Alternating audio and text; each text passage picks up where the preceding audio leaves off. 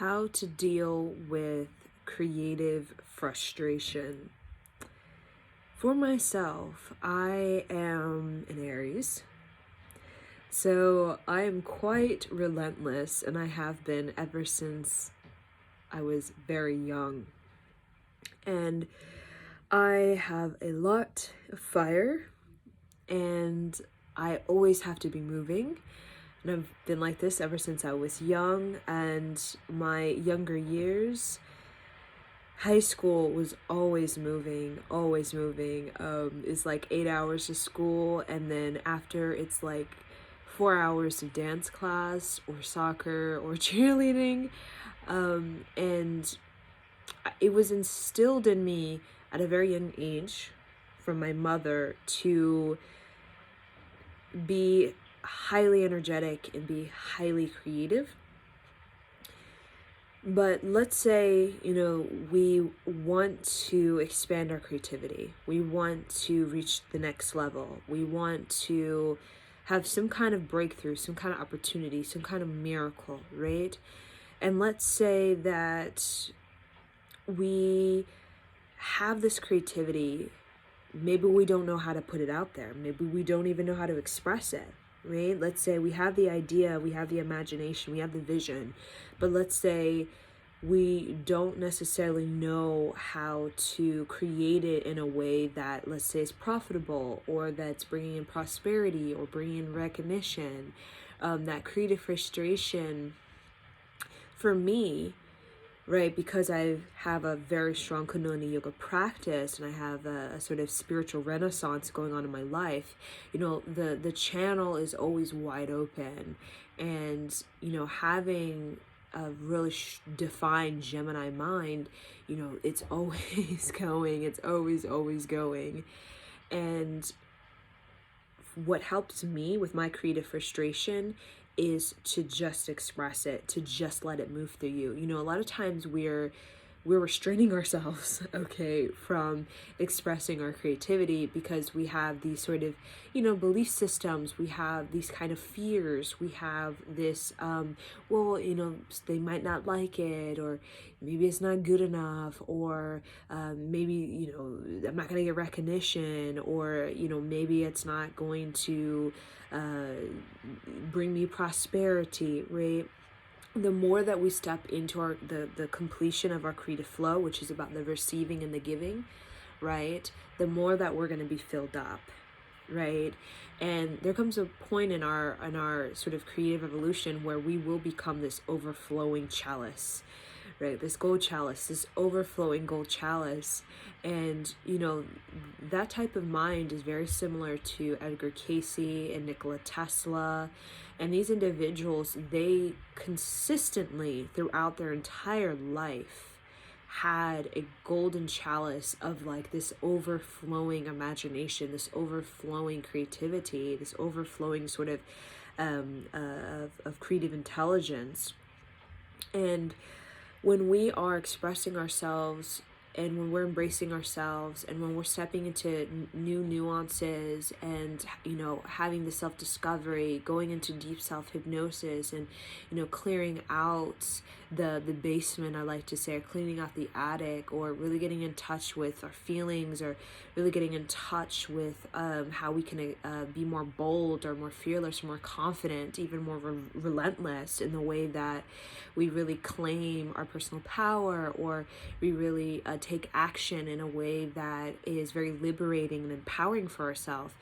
All of that is the kind of relief to the creative frustration, and especially because this planet is being turned up a notch, right? As Mother Gaia is really turning on her intergalactic awareness, right, which she's always had. And that's why there's a sort of remembrance of like the star beings, right, in the ancient past. And there's a lot of this, again, a spiritual renaissance that's happening with the stars, but not just looking at the stars and like astronomy or cosmology, or even astrology, but also the resonance of the stars, really recognizing the cosmos as a sort of oneness consciousness sort of the spirituality of the universe, right? The sort of metaphysical, sort of discoveries that's becoming all too desired right now. So naturally, as a human being, our creativity level is it's going to be turned up a notch if we allow it. We can have a lot of belief systems, we can have even like ties with people, we can have habits, we can have addictions, behaviors that can really block the flow of creativity, right? And that will definitely create a frustration in us, right? Because the spiritual evolution, or the spiritual renaissance in us, it comes from a place of self-empowerment. And when we are kind of giving into the doubt and the fears and the society and the restrictions, and really giving into these, sort of habits or addictions or mindsets that, really kind of make us feel dull, or, kind of put us in this state of like being bored, and like we're sleeping on our creativity instead of like taking action. We're just gonna, snooze and not really kind of put, energy, enthusiasm towards that, all of that people experience.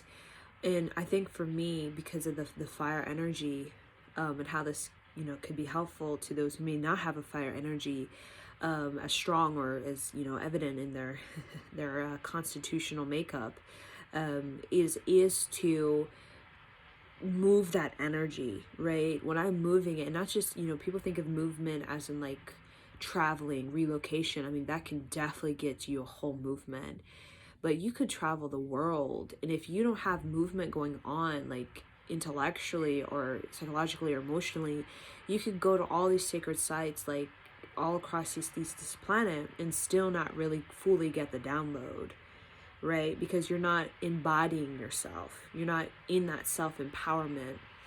You're not grounded, right? To really get the benefits of the Mother Gaia medicine, is you have to be plugged in. And a lot of times, a lot of creative blocks can be because we're plugged out. We're not plugged into our body. We're not plugged into our mind. We're very aloof. We're elusive. We're living in la la land, fantasy world. We're living in distractions. There's too much noise in our life. We have too many of these, peoples that, there's no sense of creative collaboration. It's more of just kind of like, the bar scene, just kind of bored together type of thing. Again, it can create a blockage. But with the creative frustration, it's really about there's a heat inside of you that really wants to move and really wants to be explored. And the only way that you can really, as quickly as possible, release and alleviate, is to allow your creativity to evolve. Right? Don't hold back. Don't restrain yourself. And there's a sort of self-trust you build when you allow yourself to kind of explore, and to self-discover, and to kind of try, sort of different, approaches, right? Because we're so multi-dimensional, multi-talented. And I think, when we start to reinvent ourselves, we're starting to resurrect more creativity that we have deep within us, because we have many lifetimes of accomplishments, of strengths, many lifetimes of gifts and talents that we have, developed and really embodied. And, a part of the spiritual renaissance that really is how we're able to hold a high energy of creativity in this lifetime, is about letting your creativity evolve. And there's a sort of relentlessness, a resilience, and there's a sort of revolution, right, that happens within you and within the changes of your life and transformation. So like those who transform significantly in their life, like multiple times, through chronology with, their body, but their mind, their style, their fashion, those are the people that really go deep with this earth and deep with their creative magic. And that is really what that renaissance is. It's kind of like the fullness of what it means to be an artist, right? So Renaissance is not just one sort of style or technique. It's like multiple styles and techniques being explored all at once and kind of coming together in this sort of mixing bowl of like ingenuity, right? And that's what makes a human feel like so in awe of the Renaissance, because they're stepping into like the fullness of the creation and creation's like force, right? Which is so well-rounded, so multi-dimensional. There's so many styles, so many techniques, so much reinvention, so much depth, and so much vastness, right? So like with that creative frustration, what helps me, work through, like if I'm restless or if I'm anxious, it's like just allowing myself to reinvent, to resurrect more of this depth, this infinite that I have within my Satric record, and not being afraid.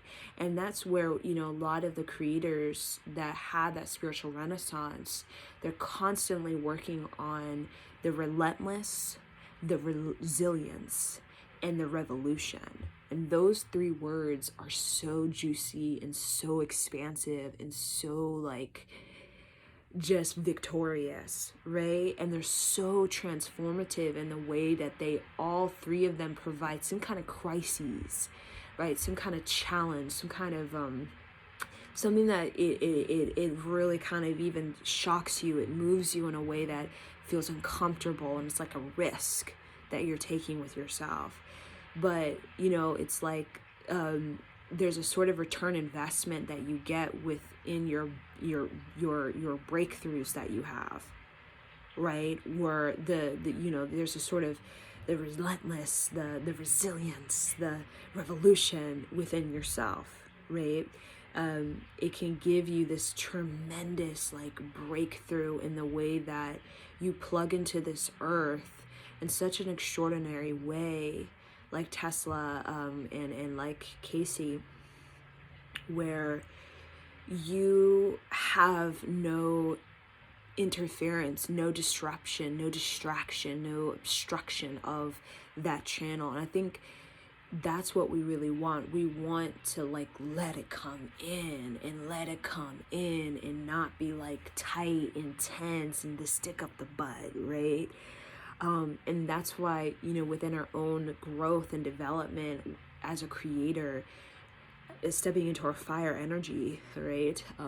That Aries energy, which is like the warrior, which is also about the one who is, energetic, very willful, and usually the person who, like a child, like, coming right out of the womb, is just full of this life to live, and this creation, this sort of fearlessness to kind of go into creation, and to create, one's path and one's own mind and one's own sort of body and one's own image. And we're doing that constantly in a sort of cycle of reinvention. And, when we really do kind of get into that genius of that creative expression, or that creative intelligence, we really are we have gone through the relentless, the resilience, the revolution of ourselves in many areas, like emotionally, sexually, intellectually, right? And we've gotten to this place where we've like set fire to all of this shame. I'm ashamed to